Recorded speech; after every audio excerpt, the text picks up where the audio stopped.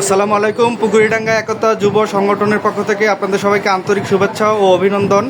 আজকে আমাদের এই যে বড় ভাই, আমাদের গারাতি ছিটমহলের বাসিন্দা মোহাম্মদ শহীদ, উনার মেয়ে ওনার ছেলে হার্ট ছিদ্র হয়ে গেছে, তো উনার চিকিৎসার জন্য অনেক টাকার প্রয়োজন। তো উনি এই বিষয়টা আমাদের সংগঠনকে জানালে আমরা বাজার কালেকশন করে এবং আরও কিছু মানুষের কাছে চেয়ে কিছু টাকা পয়সা আমরা উঠাইছি অলরেডি।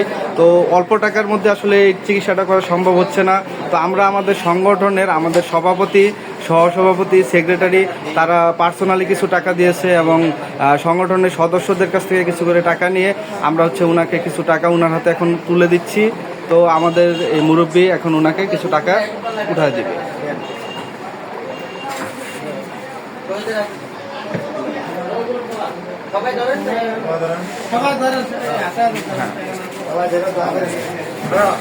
তো আপনারা সবাই শহীদ ভাইয়ের মেয়ের ছেলের জন্য দোয়া করবেন।